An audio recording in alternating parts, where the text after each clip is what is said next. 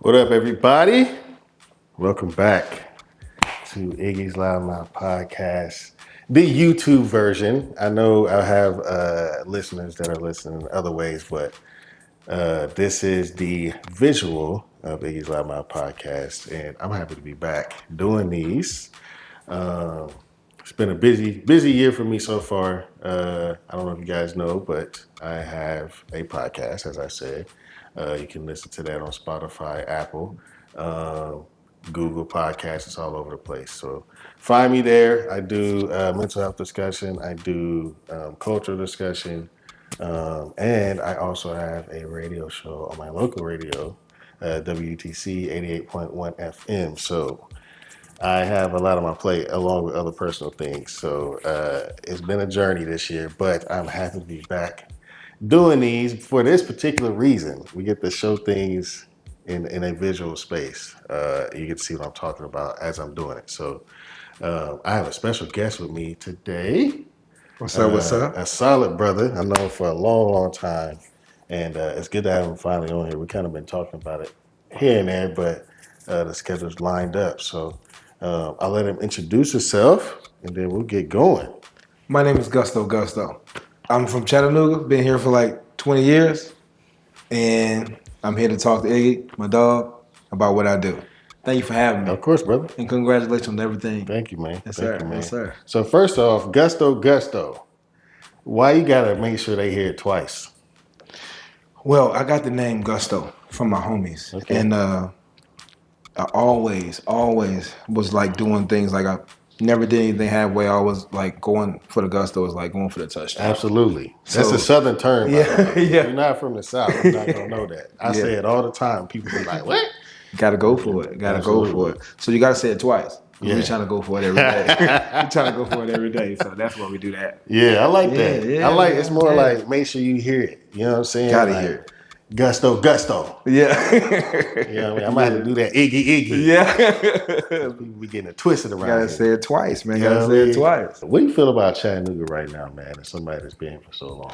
I feel great about Chattanooga, man. I feel like every place is the same, like with anything, but here it helped me. When I moved here, I just took off. I went actually from Indiana. I went back to Indiana, and nothing worked for me. Yeah, And as soon as I came back to Chattanooga, it started working again. Yeah. Yeah, so Okay. I love it.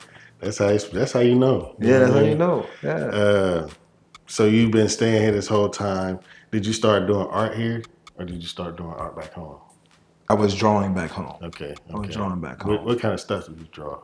I was doing ink on cardboard. Okay. So I was drawing at a young age, and I used cardboard. Yeah. We had paper and stuff in the house. I started on paper, but I used to put like 6 to 7 drawings on cardboard. Yeah. And when I moved here, I had like 15, just 15 and 20 like cardboards. And I used to want to be a tattoo artist and graffiti and stuff like that. Yeah. So I just put stuff all on On the cardboard. cardboard. Yeah. Is that why you use that surface? Because that was like a harder surface to practice on, or like not as I guess what should I say? The type of surface that it did, and like the paper was too flimsy. No, man. Cardboard gave me a sense of like, the reason why I got into art is just because like breaking all the rules. Mm-hmm. So I never wanted to do it like how everybody else was doing, but we had cardboard at the house and I just liked that texture and it just gave me a wall feel because I always wanted to put my stuff on brick walls. Yeah. Okay. Yeah. I feel that. It's like a hard. That's what I was thinking. Like it's a harder surface. Yeah. That's what's up. So then it just kind of translated into. Yeah. So I did art from like 9 years old to 17. Yeah. I was drawing. I never picked up a paintbrush. Mm-hmm. And I stopped because I didn't want anybody to see my drawings. Mm-hmm. And so yeah, that's where that came from. I got in trouble one day, Mm-hmm. went to my room and found some paper and kept drawing. And then it transitioned to cardboard. And cardboard just felt like I was breaking the rules. Yeah. Yeah. Two things. One, what'd you get in trouble for? It was, okay, I was 9 years old at my brother's birthday party. And I was acting a fool, man. I was in there acting a fool.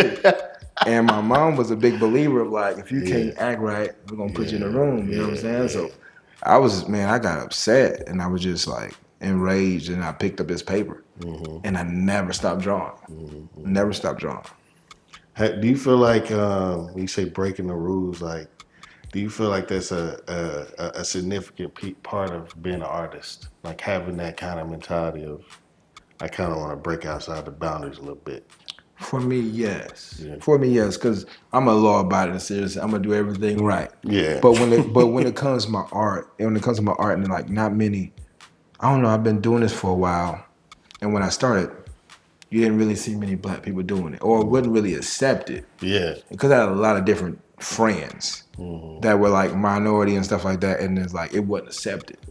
So for me, I just feel like I was breaking the rules, or just like my way of saying F y'all. You know what I'm saying? Or F what y'all think type deal.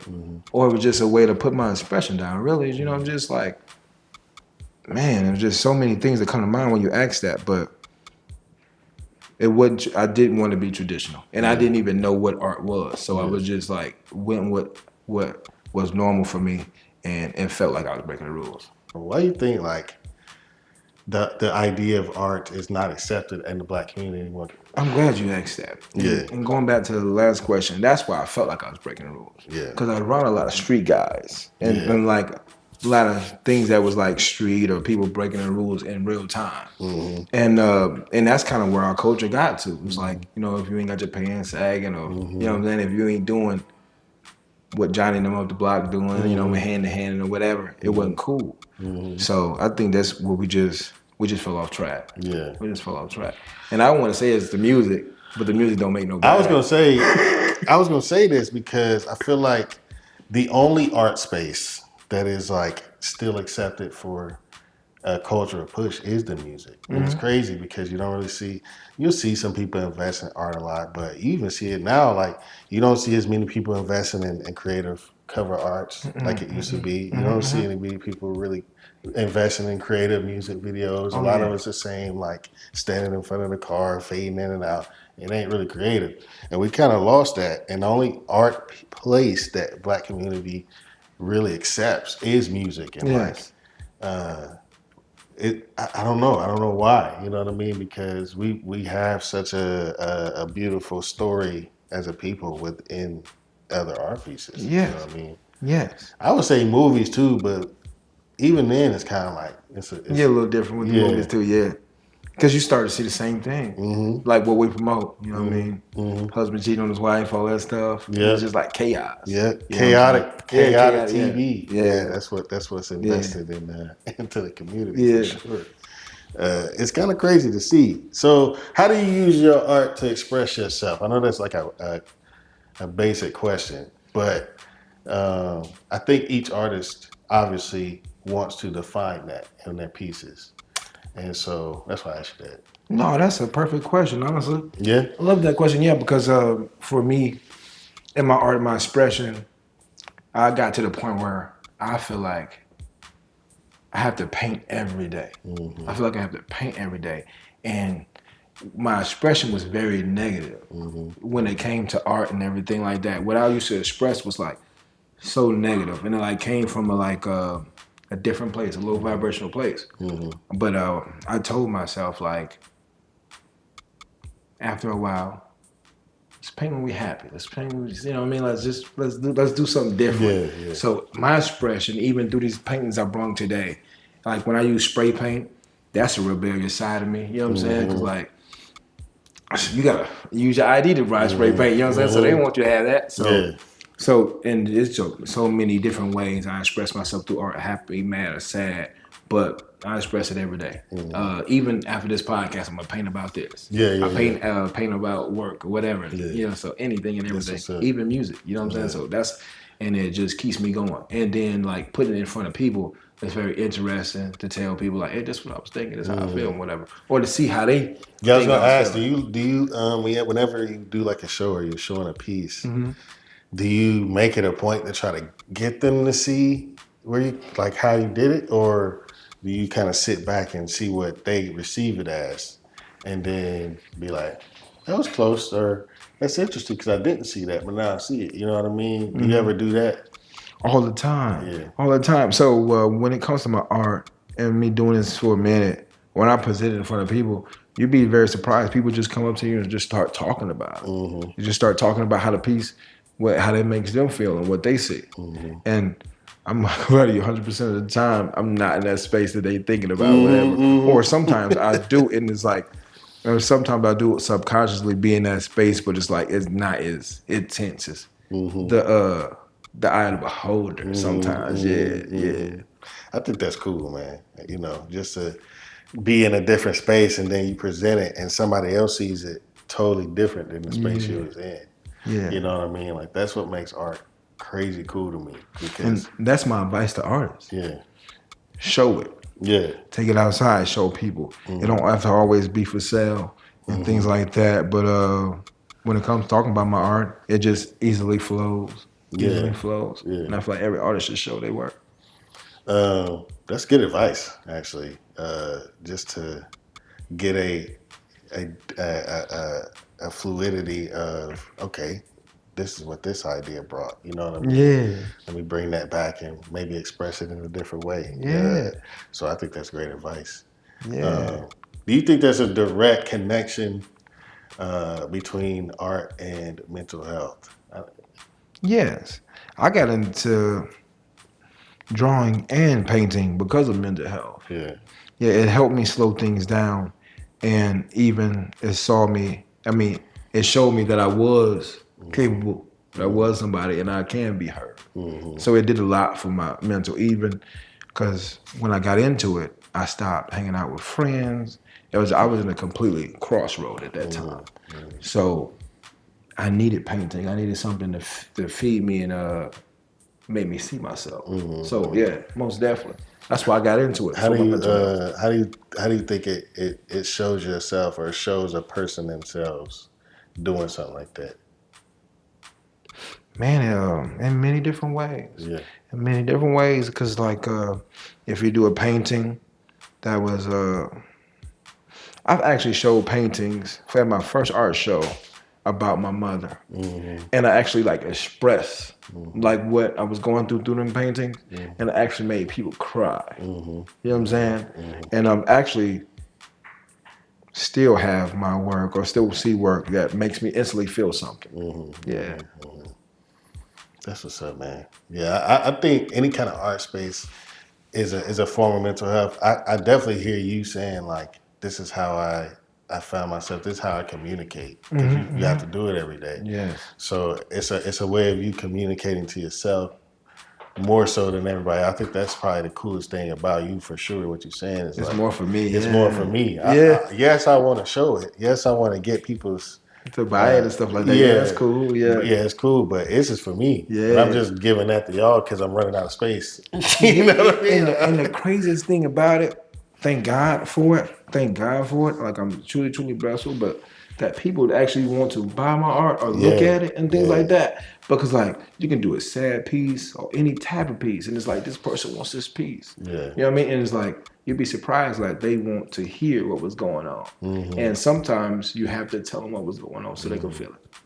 You ever feel weird about selling art? I did at first. Well, I felt weird about not selling art. Yeah. I felt weird about not selling art because one thing happened. I saw other people selling their art, or just showing their stuff. And I was like, oh, I can do that too.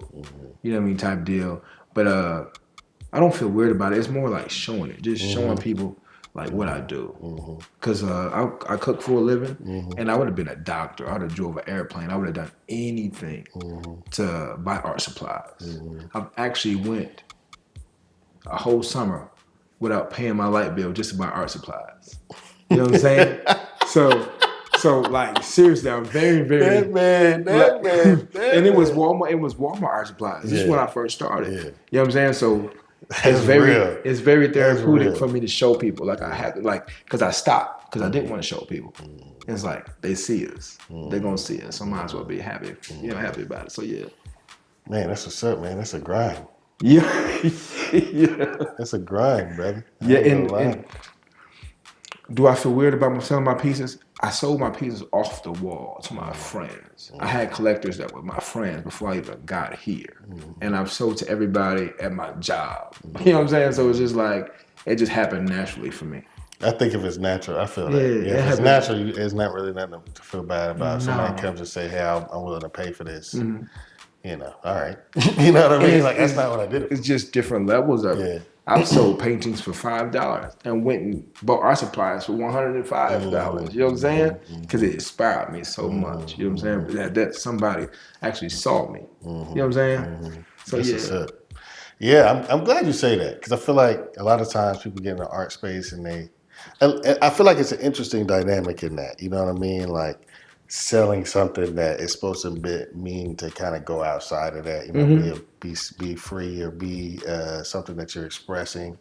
I asked this on a radio show actually with Yo Maestro. We was talking about him. And, you know, he sells Mental Health Matters shirts and hats and stuff like that. And even with me with Mental Health Monday, it kind of turned into like not branding, but it's just like, you know, kind of. And I asked him, I was like, "You feel weird about that? Like, is it kind of like a weird space to be in?"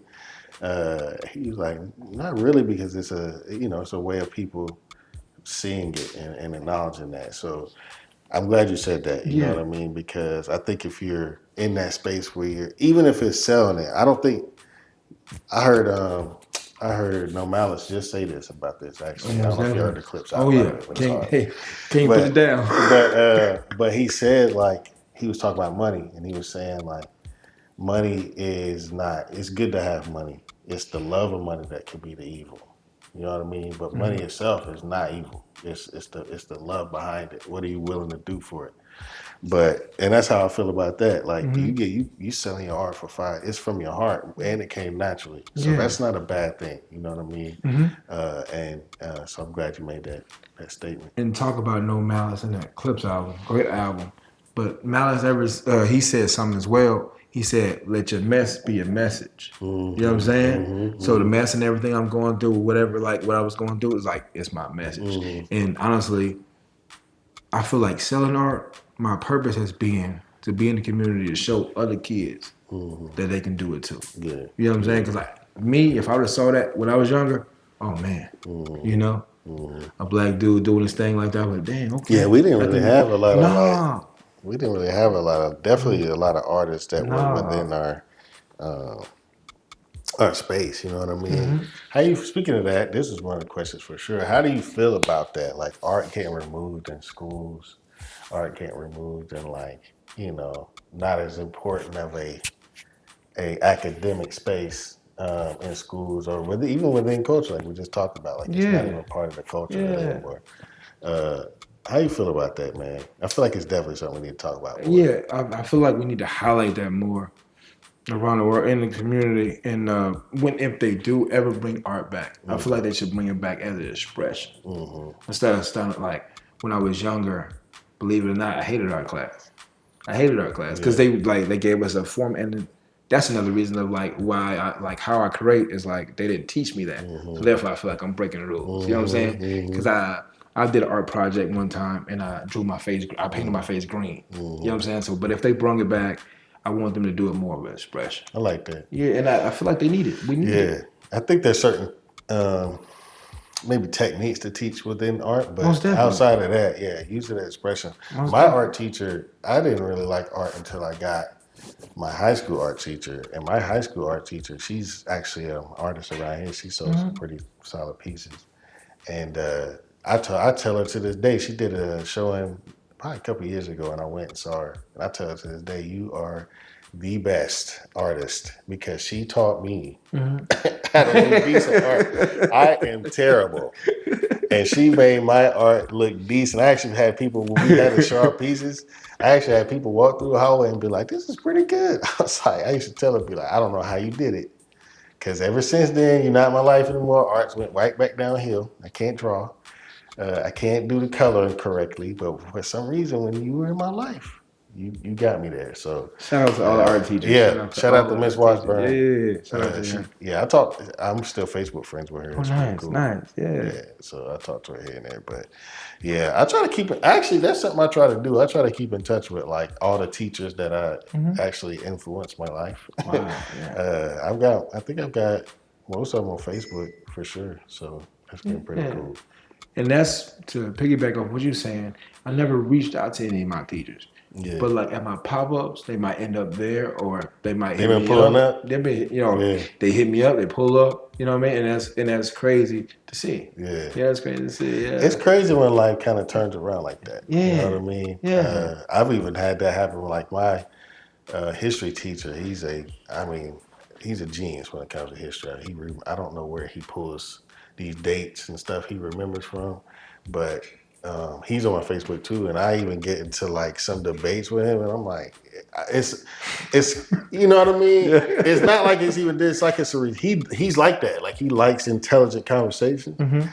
So him even respecting me enough to like have an intelligent conversation. Oh, that's dope. That's dope. It's kind of crazy, you know what I'm saying, as a grown man, because I was kind of silly in this class. So it's cool to see when you grow up and kind of see that. Yeah. I think any teacher that teaches within like that kind of art space, or they always have like an intimate relationship with students because it's not the music teacher.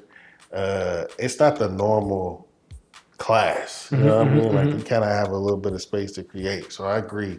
If they do bring art class back and really invest in kids, make it more of like an expression, give them a theme or an idea, and just let them go. Yeah, and I actually want to be an art teacher. Oh yeah? Yeah. I'm thinking about it. Yeah, Thinking about it. Not for long, mate. However long you want to do it. But I think it'd be cool to see you back and see you in the school and do that. Yeah. Invest in these kids in that way, because I want to invest. I'm trying to figure out how I can invest back in the kids with the podcast. You know what I mean? Yeah, I feel that. Maybe try to do some seminars or something like that. I've been talking to Dynamo Studios and see what they have to offer, stuff like that. So, so I'm right there with you, man. Every time I see a child, I always give them game so they can do it. Yeah. Because I don't have a car. Yeah. So I might get in the car with somebody and they might have a child with them. Yeah. And they be looking at my paint and stuff like that. Or they might come to the pop-ups and I'm like, hey man, you can do this too. Yeah. You know what I'm saying? So I would love to speak to the youth about, art and stuff like that. Yeah.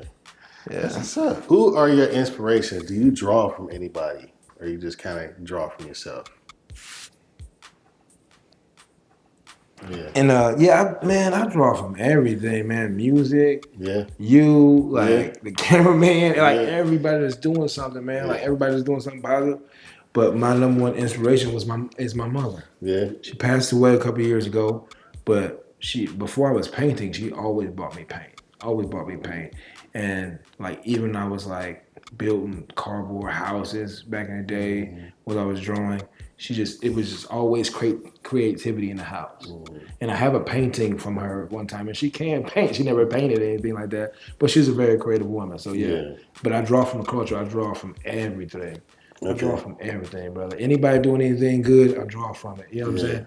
And I don't get to like, I have my own style, so I don't really like trip off like looking at other artists stuff like that. I used to, but I'm like, dude, you would never create that. You know what I'm saying? You'll never create that. You know what I'm saying? And everything motivates me, man. Everything motivates me. I like that. I like that you, because for me, I'm the same way about podcasts. I actually get asked this quite a bit about like, how you feel about other people creating podcasts in Chattanooga, and how you feel like, do you think that this podcast? And I'm always like, I'm only focused on me. You know what I mean? Like, I'm staying in my lane. I'm like, whatever this is leading me, what is God leading me in this? That's what I'm focused on. If anybody else want to start a podcast, I wish them well. Yeah. Just know it ain't easy. You can't just sit there and talk and think people are gonna listen to you all day. That ain't gonna happen. You got to be able to engage people. You got to be able to have content that people care about, communication. Knowing how to make your guests comfortable. People don't ever consider that. You know what I mean? Like, a lot of people are not good with public speaking. So you put them in front of a camera and want to have a discussion with them, not realizing they probably nervous to do that. You know what I mean? Yeah. You may have been doing it, but they not. So you got to make it comfortable for them, whatever way. For me, I love and thrive off general conversation. So I have questions. I send them out before, obviously, but if we go out, so if I never ask a question from my list, that I love that. You know what I mean? But there are guests who need that. And I have to respect that. You know what I mean? They want to stay within the questions.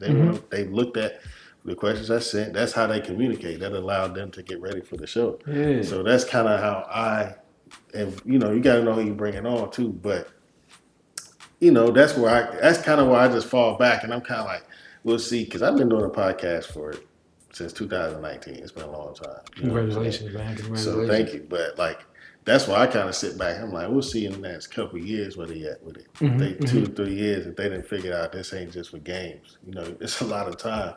I told you before the show, I'm spending 3 times a week in the studio right now. Yeah. You know what I mean? Editing, producing my shows, editing, getting recordings down, all that. And that's only because I don't have the time to do it other days. If I did, I have work, I have a son, I have other things. If I didn't have that, I'd probably be in there every day. You know what I mean? I'd probably be in there right now. I feel that. You know I feel that. So yeah, I just feel like if you focus on what you are meant to do, it'll prosper. You can't worry about what everybody else is doing. So I like that you said that. I think that's a big part of being a creative. And a lot of times, these creatives now, it's a competition. Listen, I love competition. You're not gonna find nobody love competition more. Kobe Bryant is my GOAT. Okay, you're not gonna love nobody love competition more than me, but it's healthy. And that includes being a community. Yeah. And that includes building with each other. Yeah. You know what I mean? That doesn't just necessarily mean, oh, I gotta be better than you, or I gotta stand out. No, community is being competitive. Kobe would cuss out Pau Gasol in practice, but in the game he needed Pau Gasol. You know what I'm saying? Yes. So you got to understand the competitiveness needs to be healthy. So Yes. that's probably one thing I wish we would do better. And like you said, one thing you said, this is God. You know what I'm saying? This is God. This is not me. Nothing like that. Me being here in front of you talking about my art. Thank God for it. But this is God. You know what I'm saying? So I don't have to compete with anyone. Take inspiration from everybody. Give game to anybody. Work with anybody. You know what I'm saying? But this is God. I feel like you know what I'm saying? God did this. You know what I'm saying? It's not me. Yeah. Yeah, I like that. Yeah. Seriously. Whenever you live into your gift that God gave you, it'll do that. Yeah. You know what I mean? So there's no reason to compete because you're doing it with purpose. You know what I'm saying? It was with purpose given to you. So whatever's in that will fall in that. Whatever's not will not. And like you said, I'm in the studio. I get off work. I'm in the studio. Before I go to bed, man, I fall asleep at 5 a.m. every night in my studio. Before I even had a studio, I would create in my room, create at your house, anybody's house. I just go to my friend's house and create. Paint on skateboards, anything. Just be outside. I have to do it. You know what I'm saying? So, yeah. And it's I'm going to do it tonight. And I'm supposed to be packing and things like that. You know what I'm saying? I'm supposed to be packing. All I do is paint. All I do is paint. So, yeah, that's a big thing for me. Yeah. Just putting the work in. I love painting. So it's not really about anybody but myself. I love that, man. Yeah. That means the most. You know what I mean? That I think that kind of loosens expectations on stuff too. Yeah. You know what I mean? When it's something that you're doing for yourself and you loving yourself in that. Yes. The expectations kind of shed. You know what I mean? It doesn't really matter if people like it or they don't. You're doing it for yourself. You know what I mean? That's it. And this is your way of expression. This is your way of communicating to yourself. You know how you see yourself. Today. This is more of a aggressive painting. Today this is more of a calm one. Today this is more of a loving one. Today this is more of a distance one, depression. You know what I mean? There's ways to express in that way. So that's pretty cool. I feel like a lot of times now art is more so expressing for other people. And so I love that you're saying that it's about me. You said that multiple times. Yeah. It's about me, man. And then what I've been doing is 10 years. When I was doing it, for 8 years.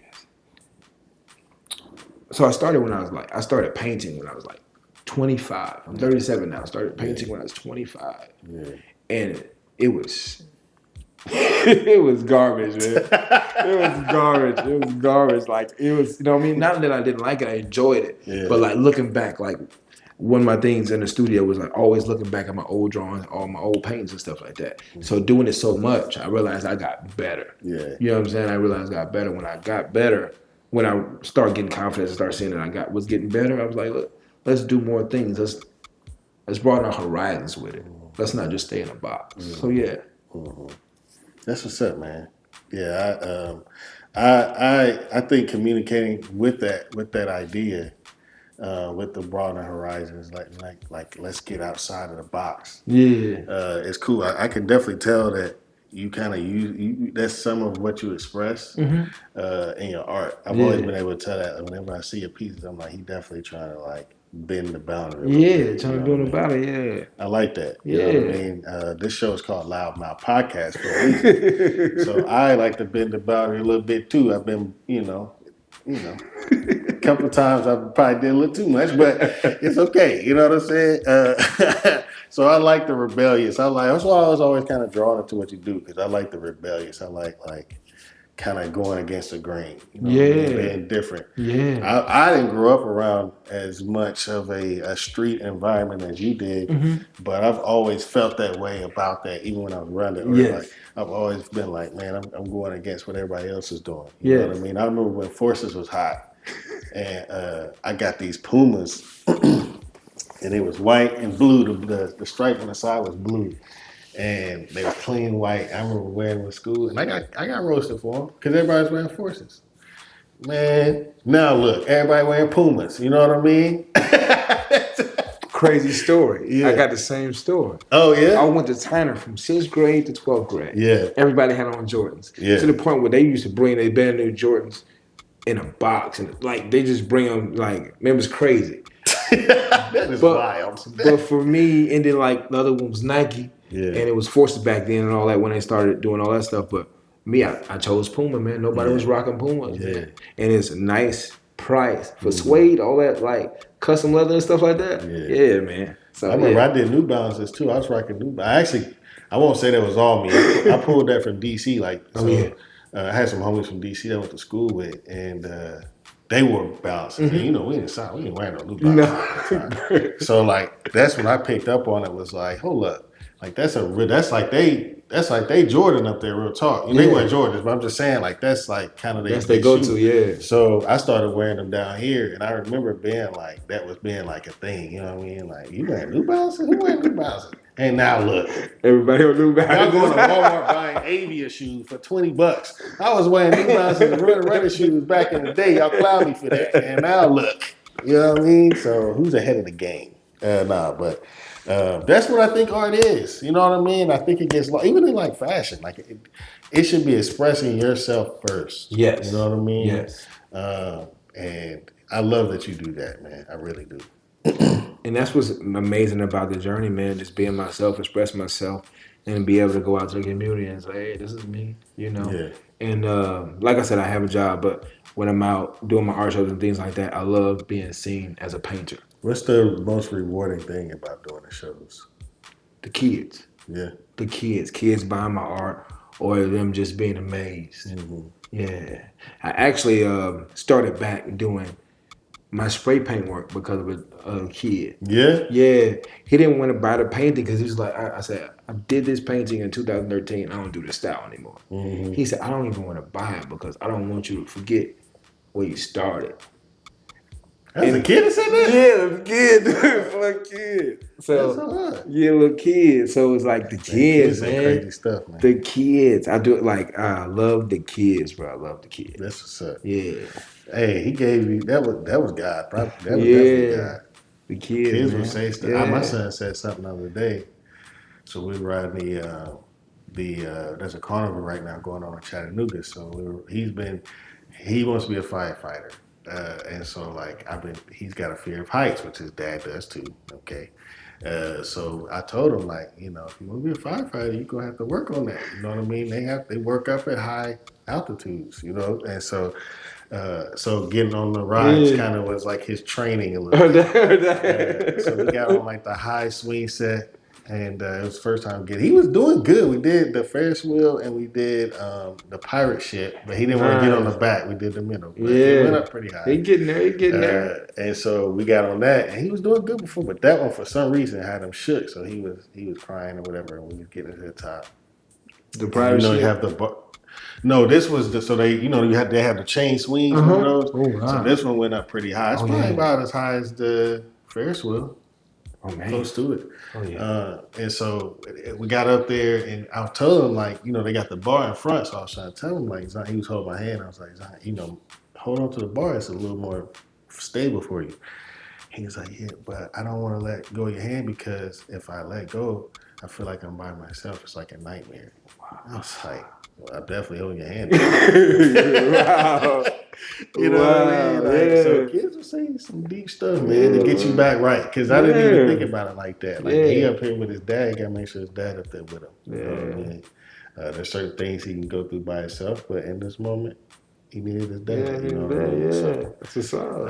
So yeah, kids will say stuff to make you be like, yeah, that was God talking. Yeah. That came from God. The kid was used. All right, that's what's up, man. So what's the hardest part about doing the shows? What's the toughest part? I want to get to that. Okay, the toughest part about doing the shows, I don't have a car. Yeah, that's real.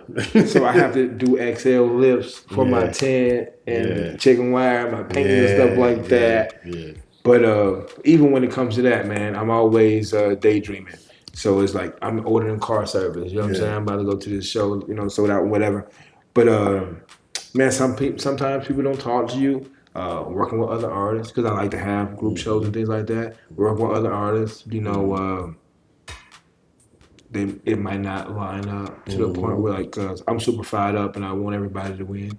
But you might work with some artists that might not want to win. Yeah. Might not know how to win. You know what I'm saying? So it's a lot of different things, but just people not being cooperative sometimes, or just understand, hey, it takes reps. It takes reps, So I like that you say that, because you don't hear reps. Yeah, you take reps in art. You hear that. You hear that in sports and everything else. Even like rapping, get on the shows. You gotta make sure you're getting up on the stage, take them reps. So it's cool that you use that like as this is how you use your reps.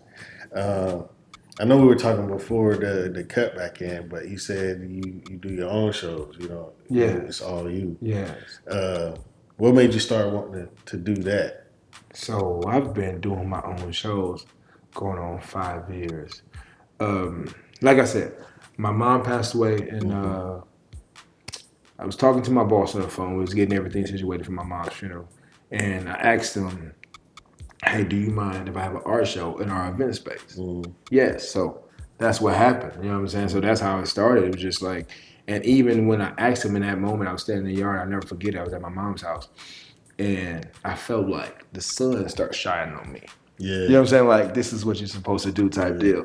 So yeah, that's how I got into it. And I pay for the venue, do all the advertising and things like that. Then I started working with Stoveworks and things like that. Shout out to Stoveworks. And been working with them, and it's been beautiful to work with a company that understands and they not trying to price gouge you or take advantage of you and things like that. But I've been to many different venues, worked with many different artists. So, what's the biggest art show you've done? Biggest art show I've done, I want to say I curated and put together a 9-person show with music and poetry. So that was the biggest show I've done. That was the biggest show I've done to this date. But I want to say my first show was the craziest because the highest grossing show I ever did. And we stayed up to 2 o'clock in the morning selling paintings. just chilling, you know what I'm saying? So so that was the biggest show I've had. And it was easy, but it was like just stepping into your purpose. That was like, it just felt so good. But the last show I just had with 9 people, shout out to them. It was a good show. It was a good show. It was just coordinating people, trying to get everybody on the court, trying to get everybody promoting things like that. So it was a lot on me, especially like still doing my pop-ups and doing my job and things like that. So it was different. Yeah. So it was different. Yeah. I know you asked me, but me, like I've talked about this on the show before, so I can kind of speak to it. But do you ever get nervous before your shows, like before you got to present, or where you're doing a showcase, or having to be in front of people talking about it? Been doing this for a long time. I get nervous every time. Yeah. I get nervous every time. But I love being nervous because I never was nervous. Like until I stepped into space, I never was nervous. Just went to work, paint, be chill. You know what I'm saying? But every day I'm nervous now, so that's cool. But yeah, I get nervous, but I don't show it, and it's like it's a great thing, really. It's a great thing, really, because I know I'm doing something. You know what I mean? If you're comfortable all the time, you know, like you said, you won't feel it. You ain't doing the right thing. So yeah. Yeah, if you're not nervous before you're doing it, you ain't doing the right thing. That's how I feel. You know, it's not intentful. So I think nervous. A lot of people run from that. You know, and or they're like, man, how you dealing with being so nervous? You know, I know you don't think like Kendrick Lamar's nervous when he comes out on stage and it's 30, 40,000 people. I didn't even think about that, but he looks so natural. But he makes it look natural. You know what I mean? And he kind of talked to it a little bit, but like that's gonna be nerve wracking for you. Could be the most comfortable person, and that's gonna be nerve wracking. You know what I mean? You can go numb to it, but it's still like that's a lot. You know what I mean? That's a lot. Everybody's focused on you, so. I mean, I think being nervous about something is even when you about to drop, or you about to do, or about to read a poem, or ask a girl out. You know what I mean? Like if you ain't nervous before it, it ain't the right thing. You know what I mean? So pour into that nervousness. Don't run from it. No, don't run from it. Keep going and do it. Yeah, that'd be my biggest take out of that. Do you feel like the Chattanooga art scene can grow from where it is, and how do you feel like it can do that? I know we talked about community as a big part of that. Yeah, I feel like it can grow. I feel like just don't be afraid to be different. You know, don't be afraid to be different. Yeah. Don't be afraid to try.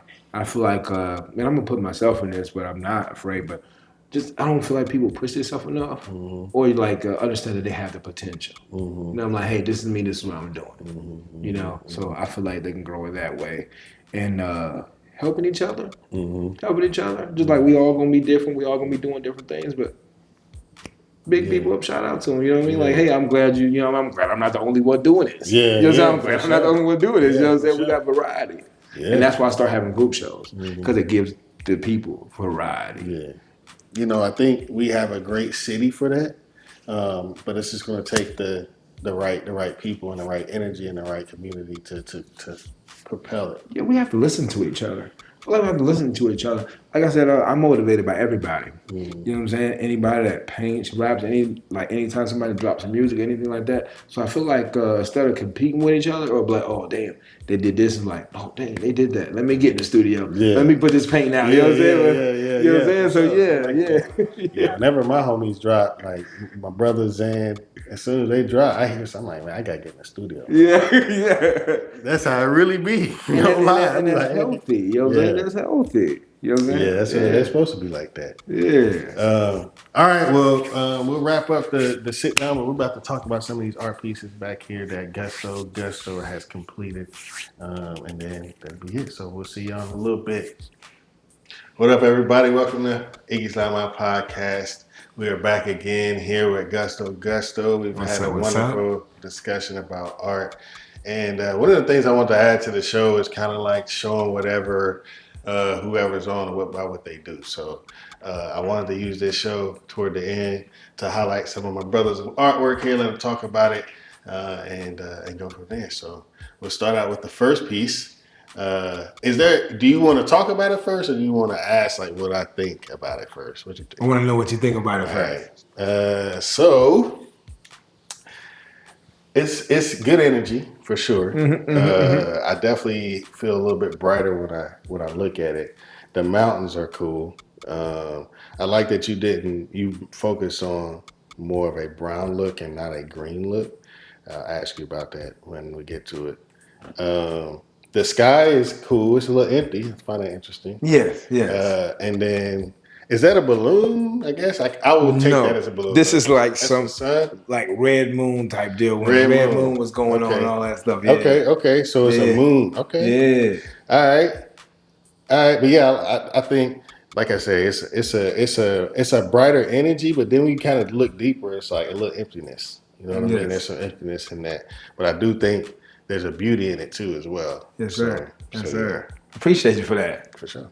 Yeah, man. Well, this is one of my paintings, all acrylic painting and whatever. When the red moon thing was going on, I like to play with my moons and things like that. And why the sky is so clear, because that's what I see. That's what I see when I see mountains. Sometimes, like I've been to Colorado and things like that, and it's just like when I look at the mountains, it's just like it's a clear sky. And what I did here is like I love the color blue. I love the paint with the color blue.